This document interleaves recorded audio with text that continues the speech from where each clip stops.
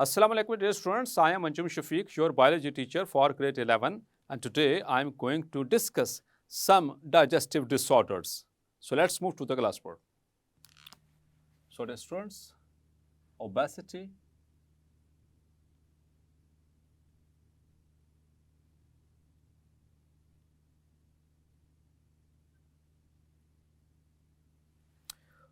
जिसको हम अपनी मदर लैंग्वेज में कहते हैं मोटापा. So obesity is the term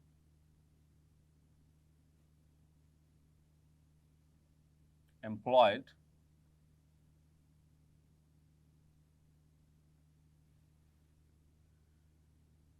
when someone have abnormal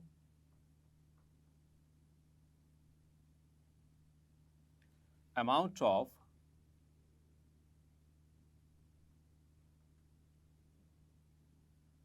fats on their body.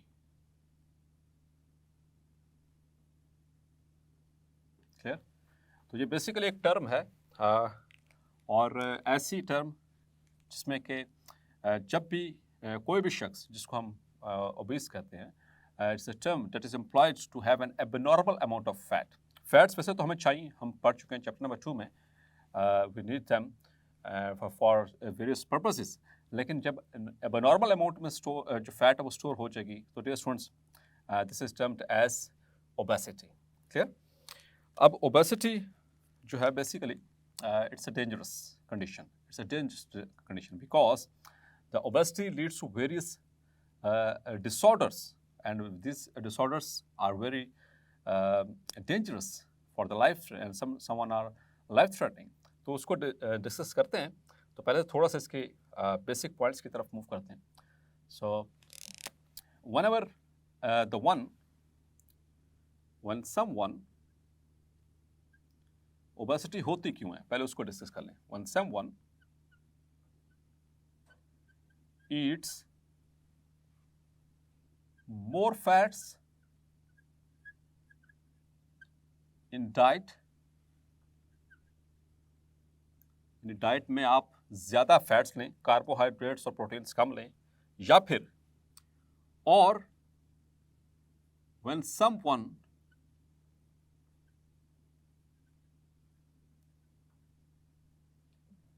eats more nutrients even के than required by the body,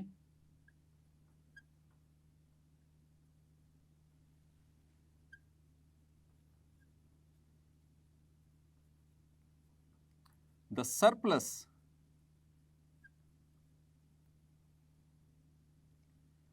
are stored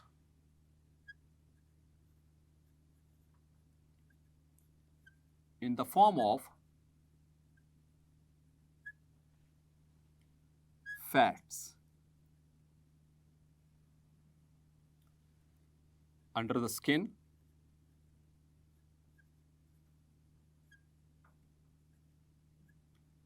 in abdomen, around the kidneys,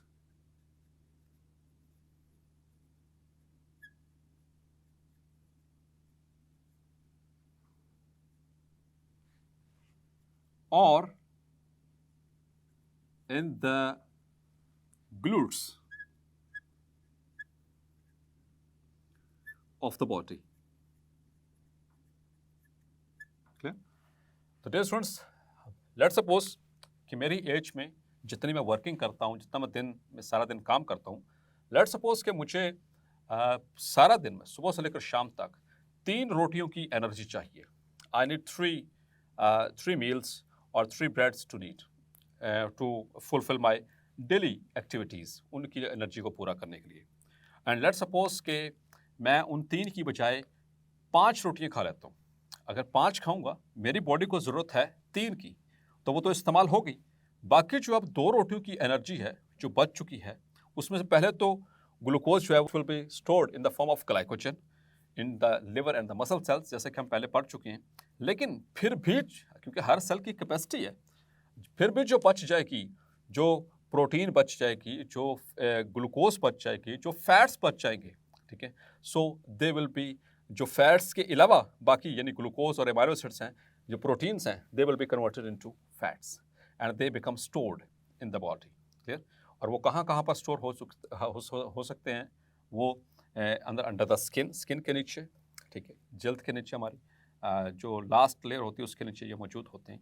और उसके अलावा abdomen में पेट की चर्बी, ठीक है, या फिर अराउंड द किडनीज, हमारे जो किडनीज हैं उनके अराउंड ये फैट्स जमा होना शुरू हो जाती है। और इन द ग्लूट्स मीन्स के जो हिप्स होते हैं वहाँ पर ये कम्युलेट होना शुरू हो जाती है। So it leads to the obesity. This condition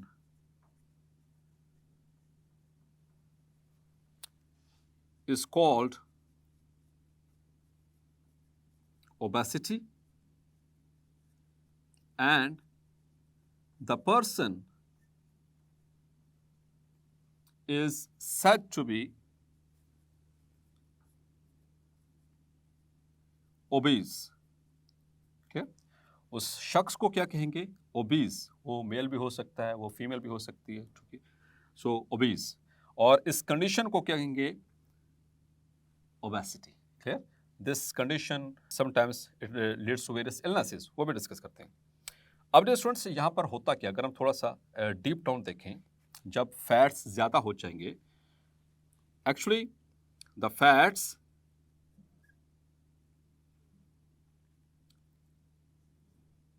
gate stored in the cells, मुख्तलिफ सेल्स के अंदर, इन सर्टेन सेल्स वो जमा होना शुरू हो जाएंगे, वो स्टोर होना शुरू हो जाएंगे। And these small fats unite to form a large fat globule in the center of the cell, pushing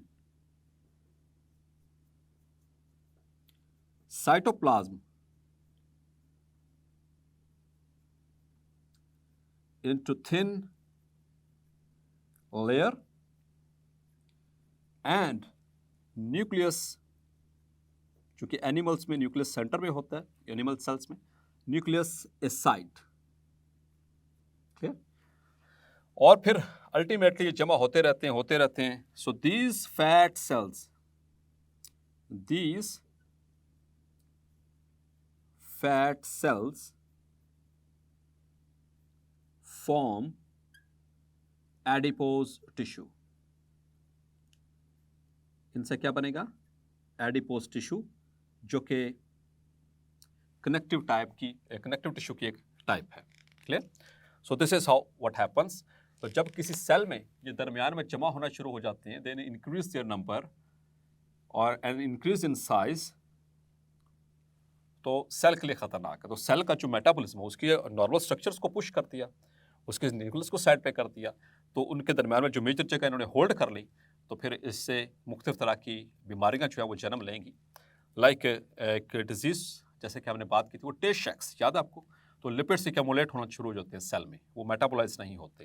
तो जब ये एक्यूमुलेट होंगे, so it will lead to Tay शैक्स, और इसी तरह से और बहुत सारे न्यूरोटिक डिसऑर्डर्स हैं वो इससे हो सकते हैं, और इस तरह से कुछ मेटाबॉलिक डिजीजेस हैं वो भी हो सकती हैं। क्लियर?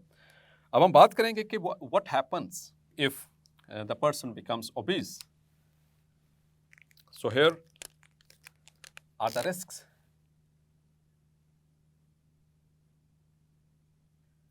आफ्टर बिकमिंग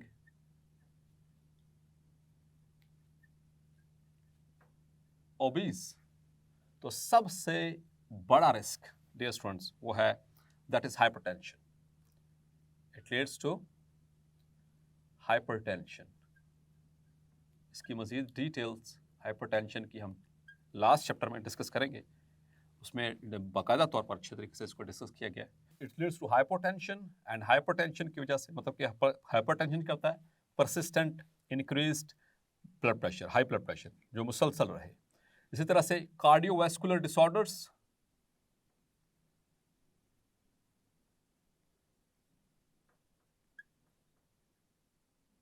यानी दिल की बीमारियां, दिल के अमराज जो है इससे हो सकते हैं। इसके अलावा ब्लड वेसल्स की डिजीज, जैसे कि आपने सुना होगा arteriosclerosis, atherosclerosis. So this bad fat will become the part of this structures leading to certain abnormalities. इसके अलावा it also leads to joint disorders. Clear, ये बहुत यानी कि ज़्यादा हो जाते हैं इसकी वजह से। इसी तरह से वर्टिब्रल इश्यूज,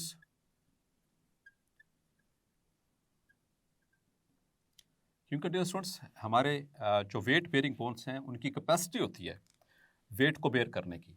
तो अगर आप मोटे होते जाएंगे तो उनकी कैपेसिटी जो है वो जवाब दे जाएगी। तो फिर क्या होंगी, वो जॉइंट डिसऑर्डर्स, जोड़ों के दर्द और वो मोहरों के दर्द और कमर में दर्द, ये सारी चीज़ें रहेंगी।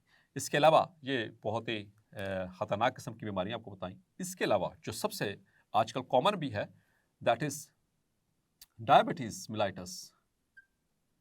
डायबिटीज़ मिलाइटस, जिसको हम सादा लफ्ज़ों में शुगर कहते हैं।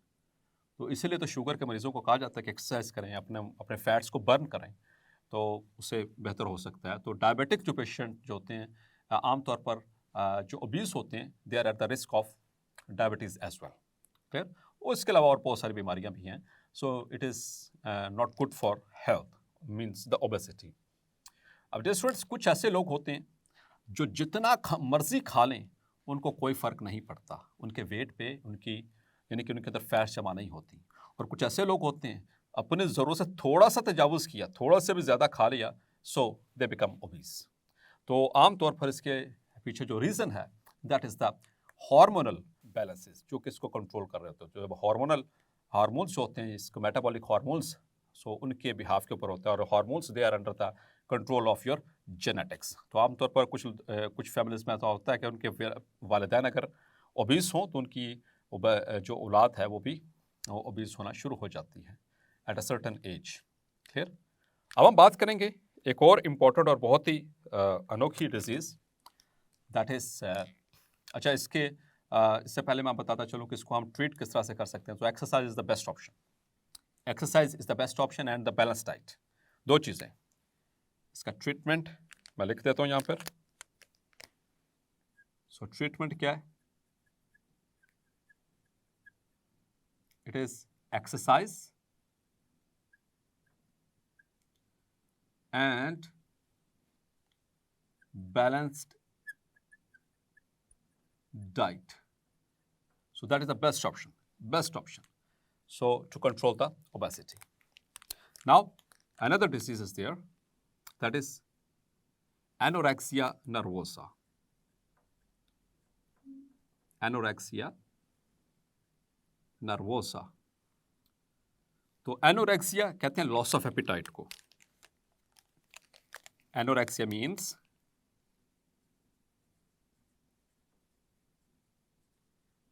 लॉस ऑफ एपिटाइट, भूख का ना लगना। और nervosa means related to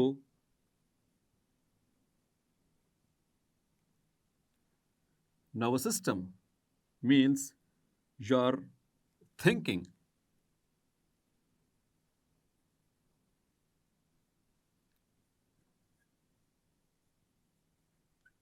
clear. So इसमें भूख नहीं लगती, किस वजह से? कुछ यहाँ पर चल रहा होता है, गड़बड़ चल रहा होता है, नॉर्मल कंडीशन नहीं होती है। And this is a disease, basically it is a disease condition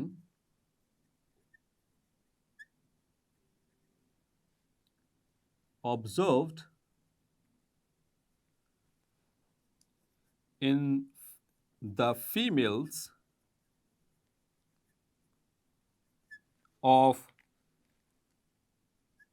age group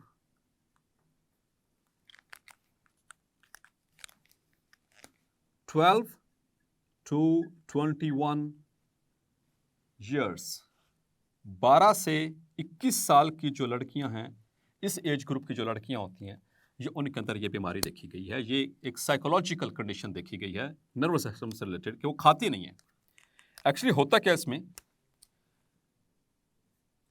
these females, these young females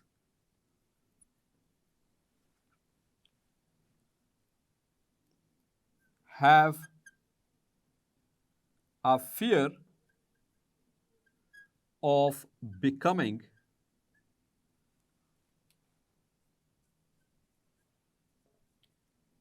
obese, and that's why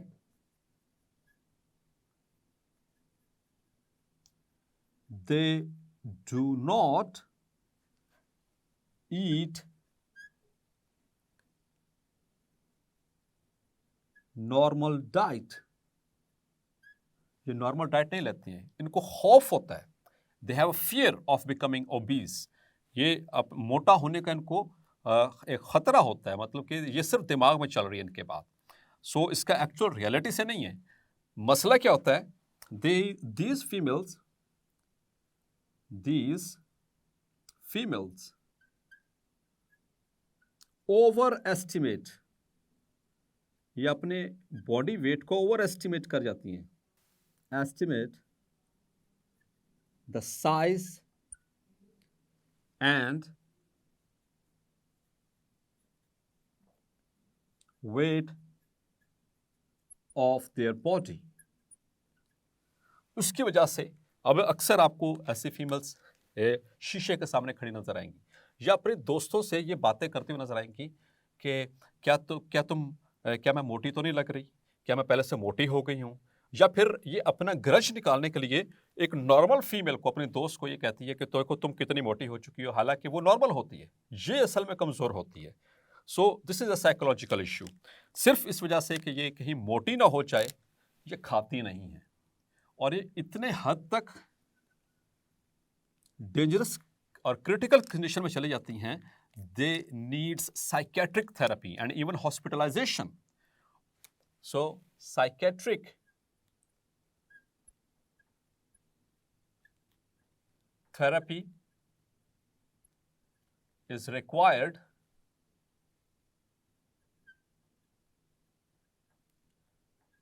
to treat them, but the treatment is very prolonged, and the treatment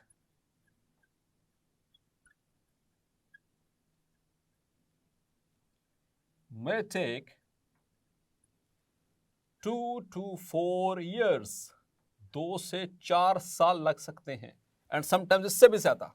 ठीक है, उसको समझाने में कि आप गलत हो, आप you are not becoming obese और you are not becoming fatty, either you are under malnourished, वो तुम मालनरिश्ड होती चली जा रही हो, और ये उसकी जान को खतरा पड़ जाता है। और ऐसे लगता है जैसे कि उसकी जिस्म के ऊपर, हड्डियों के ऊपर सिर्फ स्किन चढ़ी हुई है, इतनी वीक हो जाती हैं। ठीक है, देयर बॉडी वेट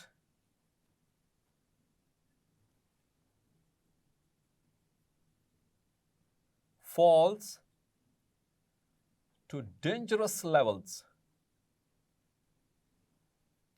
लेकिन फिर भी ये बहुत ही रिलक्टेंट होती हैं कुछ भी खाने पीने के लिए। फिर ऐसे फीमेल्स को क्या किया जाता है, एलिमेंट्री कैनाल के अलावा इनको फिर खुराक दी जाती है। So these are fed other than alimentary canal, मतलब कि डाइजेस्टिव सिस्टम के अलावा, यानी खाने पीने क्यों खाती तो है नहीं, लाइक इंट्रावेनस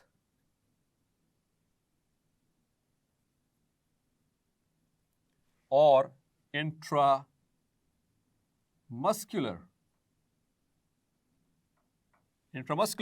सो इनको इस तरह से खुराक दी जाती है, आमतौर पर ड्रिप्स की शक्ल में, इंट्रावेनस इंजेक्शंस के जरिए इनको दिया जाता है, और इनकी थेरेपी की जाती है कि भाई बहुत इससे भी ज़्यादा अगर नीचे चलेगी तो मर भी सकती हो। लेकिन फिर भी ऐसा देखने में आया है कि दे बिकम रिलक्टेंट। वो इतनी सारी डेंजरस कंडीशंस के होते हुए भी जो है ये इन चीज़ों का वो उनको समझने से जो है वो कासर हो जाती हैं। मोस्ट ऑफ द टाइम जो इसके पीछे एक रीज़न ये भी देखी गई है कि चूंकि ये 12 से 21 साल की उम्र है, तो इसमें अभी नया नए जो प्यूबर्टी के चैलेंजेस आ रहे हैं, ठीक है। These females are unable to cope the challenges of puberty and emerging sexuality,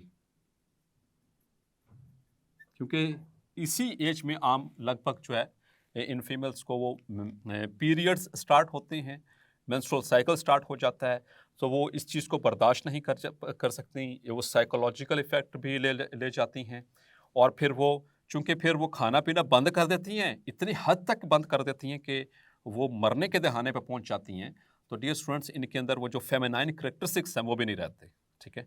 जब वो फेमिनाइन करेक्टरिस्टिक्स जैसे कि development of breast and development of the voice and the other such the secondary sexual characteristics जो होते हैं वो develop सही तरह से नहीं होते। सो ये अपने आप को चाइल्डहुड समझती हैं, मतलब कि हमारा बचपन चल रहा है, और ये उसमें उसी में अपने आप को सेफ भी समझती हैं, हालांकि ऐसा कुछ नहीं होता। दे आर जस्ट रिलेक्टिंग और just pretending to accept the realities. So dear students, hopefully आज का लेक्चर आपको क्लैरिफाई हो गया होगा। मिलते हैं नेक्स्ट लेक्चर में और डिस्कस करेंगे the last 2 diseases, that is piles and ulcer. तब तक अपना ख्याल रखिएगा। अल्लाह हाफिज़।